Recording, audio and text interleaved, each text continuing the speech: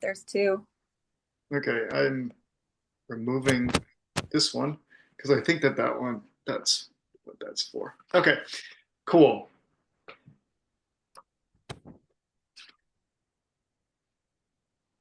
All right. I got something for you, James. Yeah, go for it, Shawn. Well, first of all, every time I remember a dream, I like the first thing that pops into my head is just a soundbite of that MLK speech. Like, I had a dream, but even though it's I have a dream, that's like I feel like I can't talk about a dream without that soundbite popping into my head.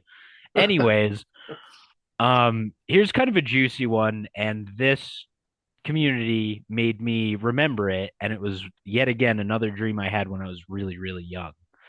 Mm. I was probably like 3 years old, and I'll make it short and sweet.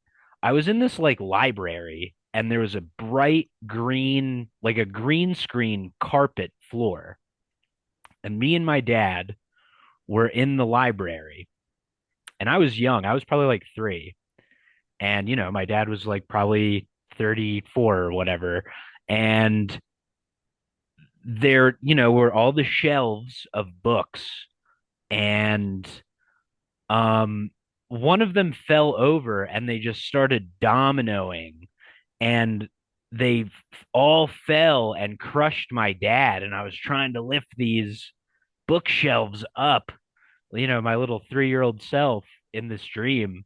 And I completely forgot I had that dream until very recently, just being in proximity of the group. So I thought I'd share that one because it has some heavy symbolism. Wow. So did you have that dream when you were three, or did you dream about being three? I had it, yeah, when I was about that age. Maybe I was a little older. Hmm. That kind of thing really blows me away because we're even at that age, you're processing, and your subconscious is processing like images and things that in a way that you understand, I think, at 3 years old, and maybe even at a depth that transcends, your understanding. But um, I think that's just absolutely incredible. I mean, like you're not pre-verbal, but you don't have a whole lot of words. Do you Are we have all any? chip in here? How does this thing work? It's my first time on here. Like, is that what we Yeah, do?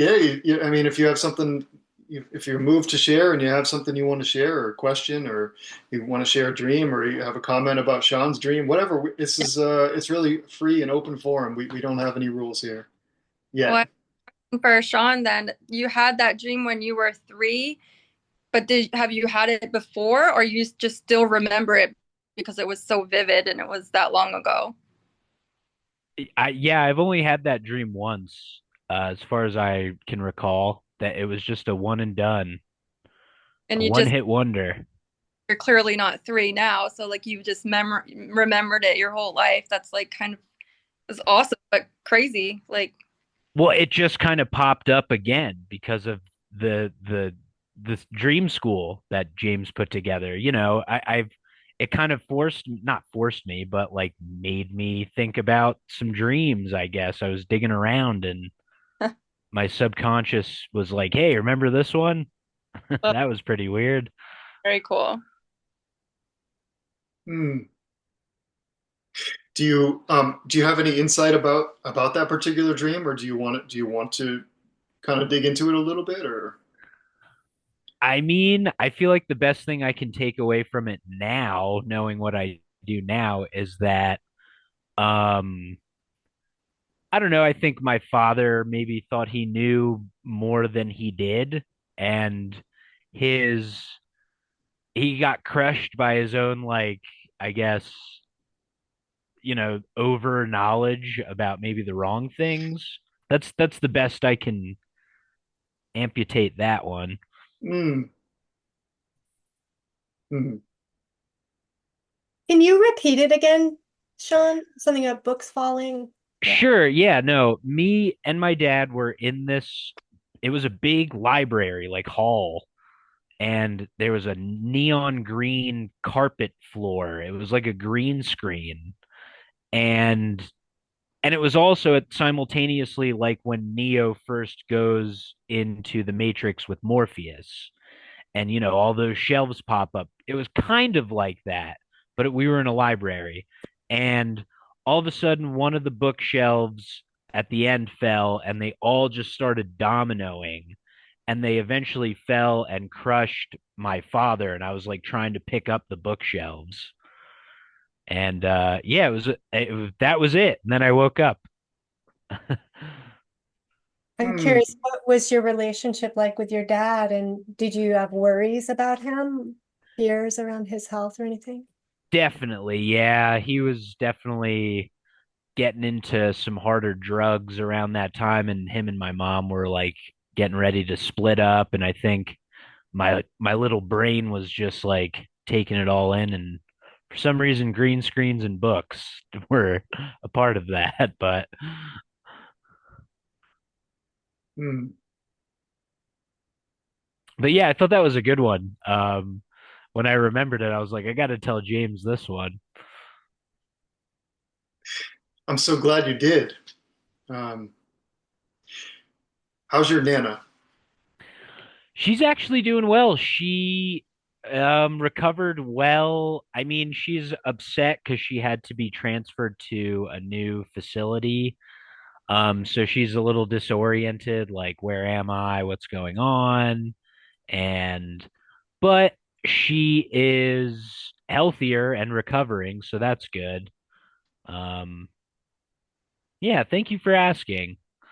Yeah, of course. Like that was a really it was a really beautiful dream that you shared, and uh, and it also, I mean, part of why I'm doing this is it's to help people to understand themselves better, to get to know themselves better, but also a way for the people in the group to really feel more related to each other and to just like humanity as a whole, and what you shared is just so relatable. I mean, it's this this connection that you had with your grandmother and this gift that she shared with you, and the way that it kind of presented itself in the dream is so, it's perfect. And yeah. I've had several dreams in my nana's backyard, like, and they're always awesome like that. Whether I'm like sitting next to it, she had this like big stone Buddha statue, and I remember like some of the first times I ever smoked weed was like there with that Buddha statue in like her little garden. But yeah, Nana's backyard was awesome. I should like fly back to Jersey and see if those people just let me take a couple pictures back there. Is your Nana in the hospital now or just recently? Yeah, she's been in um a nursing home for several years now, out in Tennessee.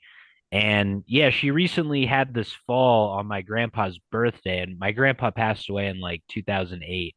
Mhm. Um, but yeah, there's a lot of synchromysticism, weird timing stuff with my nana's injury and just all sorts of family stuff. But enough about me. Sorry, I feel like I'm I'm just blabbering on. curious. And maybe if if the memory of your dream of your dad getting, hit crushed by books was timed around the time when your grandma was in the hospital. Two separate. No, no. Oh, Nana is in the hospital or whatever nursing home like now, and this was way back. That Nana was right. healthy. She was still like probably smoking pot and like whatever. Yeah. But you said you recently remembered the dream. Oh yeah, from my dad in the library. Yeah, like it's flashed in there a couple times since I've had it, but now that we're talking about dreams, it was like, oh, this one. Yeah. Yeah. I guess I'm just trying to overthink it, but I wondered if your grandmother, if she was, fell and wasn't doing well, and that Hmm. triggered anxiety, if maybe it brought up that dream as like a little resonant worry, and a similar kind of emotional thread, that might have brought up the dream again. Mm. That's very possible because this is all happening around the same time. So Yeah, I that's what I mean, wondered. Yeah. Hmm. hmm, It's absolutely incredible the the way that the excavation can happen. And I like just you saying that is when you said that, Shawn, about you were just reminded of this dream you had when you were a child. Nothing in particular came to me, but I just had this feeling of, whoa, like something. I feel like something moved deep in my subconscious, and it's possible that I'll revisit something hmm, that that's long forgotten, long past, and like Jill, you asked like what the protocol is here. We don't have there's no protocol yet. I have no idea. We're just making it up as we go. I don't and I think that's fine. Time will tell, and I think this is just such a stimulating and versatile topic, and everybody can relate to it. And who knows what we can create by just being here and sharing. I wanted to pipe awesome. in. I think it's amazing, Shawn, that you can remember a dream from that age. That is a crazy young age. I don't think I've ever heard of anyone other than my cousin. I know my cousin could remember dreams. He was an orphan. So he was like orphaned at like whatever, 1.5, 2 years old. So he remembers having a dream from that time. Like traumatic event, his parents died, so, Sure. but, uh, like that's crazy to remember something like that. I think and I think you have to think a 3-year-old, as James was kind of, alluding to, like really processes the world in a different way. Um, even different, like from a 5 or 6-year-old. I was talking with James about an old dream I had from way back then, but it's like you have a much more complete view of the world, and like you can interact with people and have conversations, and you're kind of your own little being at that age, 5 or 6. But 3, you're just on the cusp, right? Parents, yeah, exactly, yeah, like you're a toddler, and you're so that's I almost think it's just there were some traumatic or scary events, and you were either angry or afraid or a combination of both about your dad. I think that's my take on it. Like at that age, but it's hard to process because we don't think like that anymore, right? We're not. Hmm. You can't be transported back to the age of 3. Like it's crazy young. So who knows? It's speculation, I guess, at this point. But I thanks for mean, sharing. But yeah, yeah. I mean, all I can tell you is there's a lot of like, I guess, chaos and like arguing between my parents, so that probably made a strong impression. And I guess library was. I think it is weird that my 3-year-old brain was like, yeah, library. Like, your dad's gonna get Quiet. crushed by books. Like, this is obviously the logical next step here. yeah, I got a question. I don't think there's like I think a lot of the time we push on metaphors where there's no metaphor. It's just maybe simpler, you know, you were at a library uh, in that week, so you kind of remember like that's part of your experience as a 3-year-old, maybe. But who knows? I don't know. Maybe James has some more knowledge about what are uh, what's the connotation of being in the library. I don't know. Well, I would guess that at that age, because I've been thinking about this a lot recently, and I've been noticing this with people talking about their dreams and stuff. our dreams are seeded by the things that we experience in our daily life. And I imagine that Shawn, at 3 years old, he was probably put in front of the TV a bunch, and you probably saw something on the television with shelves falling, and that is that is what I would say it was at that age. That would be my guess.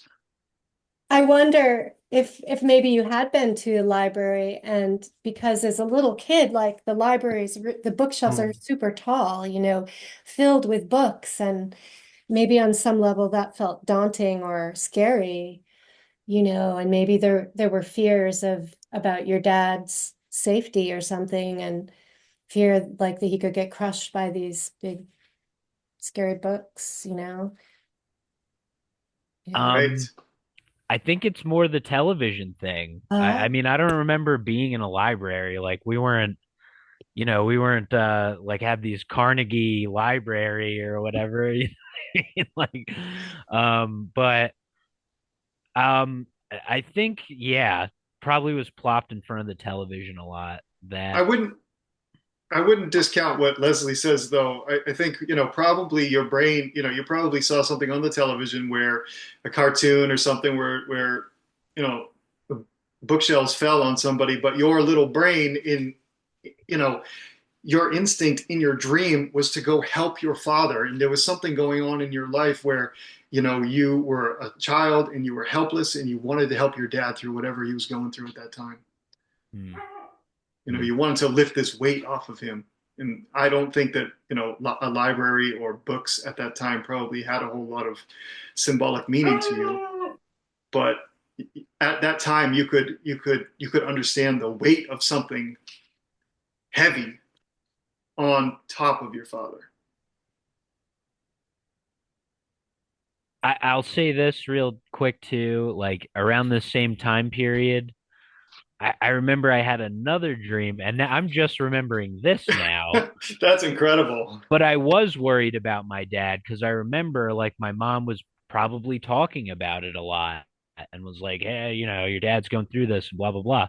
But I remember this other time, like I went into this tent. It was either a tent or like a teepee or something. And I was like, where's dad? Where's dad? And again, 3-year-old little mind.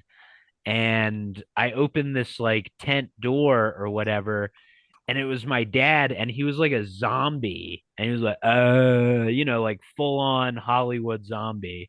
And that again, this was the same time period, and now we're just chain linking weird like trauma dad dreams that I had around this time. Mm. That is weird. I hadn't thought about that one in a while, but again, probably me seeing a zombie of some sort, like on Dawn of the Dead or something, as very young. Yeah, it's a classic children's movie.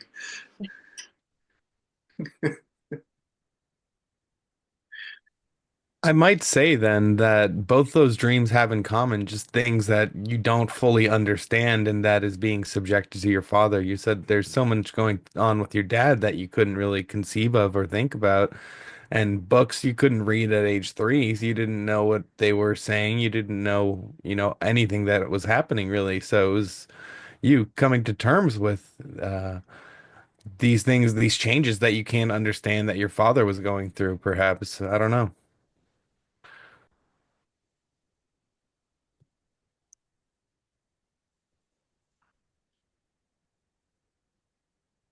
There's definitely a lot there, but I've been helping out my dad a lot recently. I actually bought him a couple books, um, because now he has diabetes.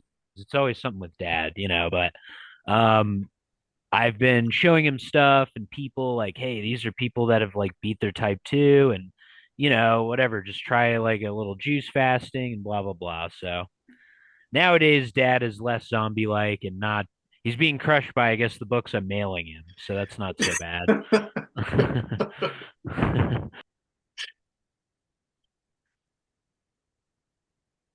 It's pretty remarkable that the theme of your dream has perpetuated throughout your whole life.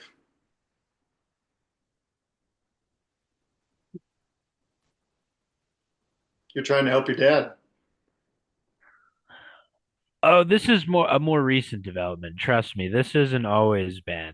I'm just now developing kind of a soft spot, because it's always been like, oh, where were you? And like blah blah blah, and the teenage angst, and But now it's like, cool. Well, I have this knowledge, and it's helped me, and it's helpful. So, and now I can apply it in certain ways, and thankfully, my aunt and uncle raised me most of my life, so they like instilled a lot of really good principles and stuff like that.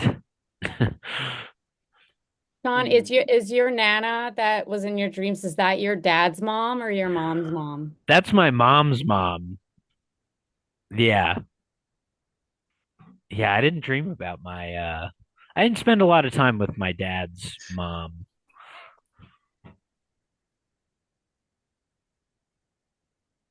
Deep dive into Shawn. Yeah, I know, I know. I love it. This has become like a Schwam therapy session here. Dude. I remember a dream from when I was 5 years old.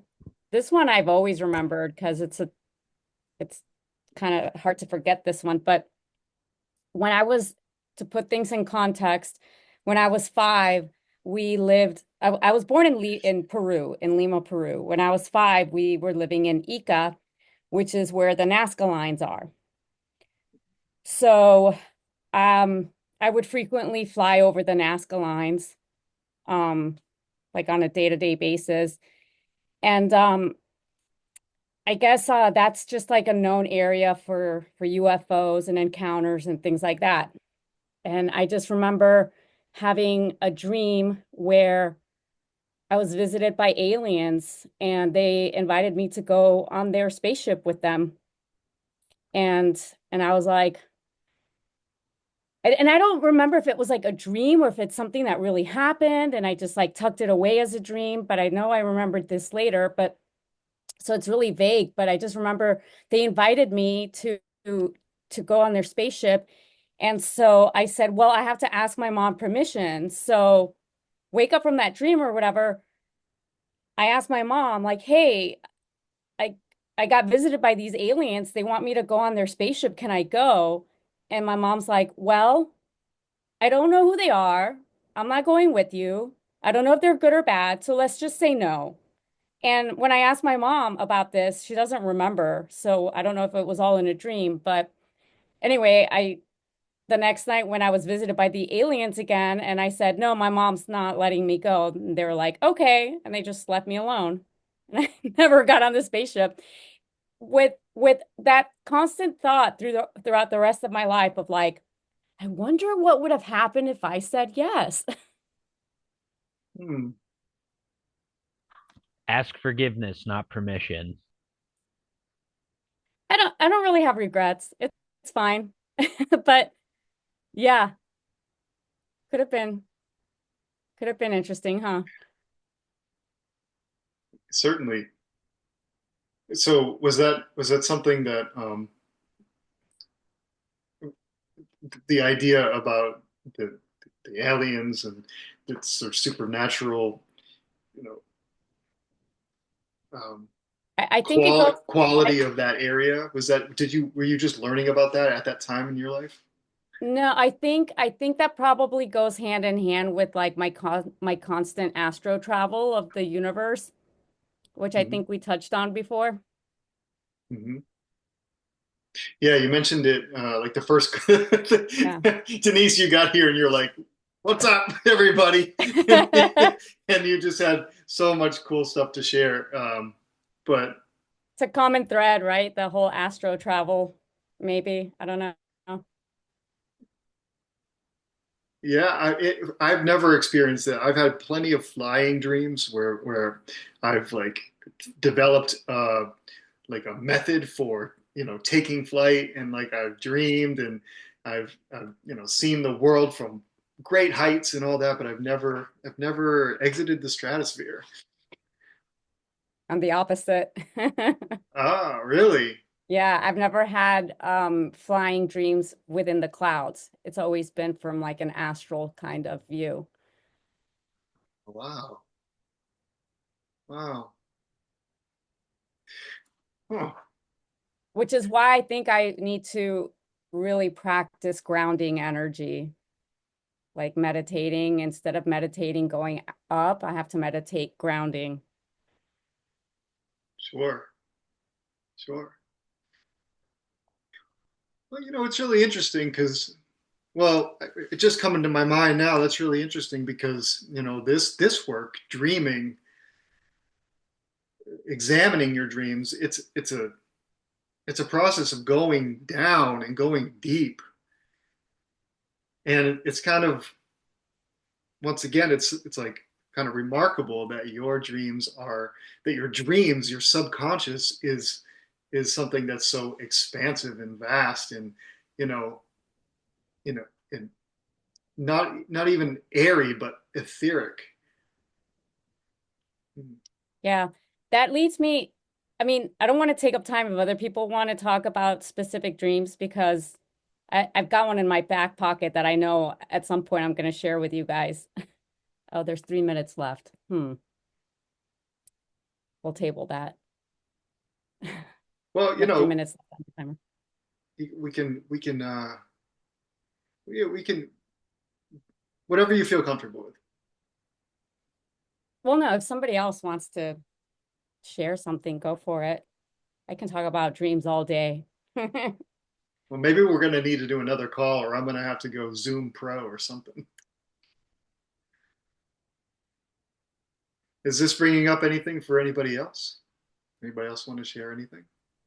I was just gonna say that y'all have like awesome, cool dreams that mean so many things. Like I literally have dreams about not finding a toilet every single day. Like every night, I can't find a bathroom that's not disgusting, overflowing, that's in a private area, and I have to just go bathroom to bathroom to bathroom to bathroom for like hours on end where I have to like pee so bad and I just can't find a clean bathroom and I'll just wake up and those are my dreams and you guys get to space explore and like save your dad and I just can't pee. So I'm Well, not sure. I've had those. Do you drink a lot of water before bed? I drink a ton of water all the time, yes. All right, yeah. well, I've had dreams where like the pipes start bursting because I've got to go to the bathroom so bad and I'm running from door to door trying to find a bathroom, and then the pipes start bursting out of the walls and water starts spraying. Then I wake up and I'm like, oh shoot, I gotta go to the bathroom. Yeah. At least I'm not alone. Thank you for sharing. No, that's normal, I think. I just got to stop drinking water before bed. I'm gonna shamelessly plug myself here and say you two should really book a call with me because that tells me that you've got some garbage backed up inside and you've got to get it out. And you can't find a safe or clean or private place to do it. And, I think you found a good place to begin letting that out. And I wouldn't be surprised if your dreams changed like immediately. I wouldn't be surprised if you had a different dream tonight, Jill or Max. That being said, I like to end these calls gracefully, and we have probably 30 seconds left. So please, if there's anything else you want to share it in the community on Skool, and I really look forward to seeing all of you here again next week. Thank you. Thank you. Bye, guys. Yeah, this is awesome. Thanks, guys. Awesome.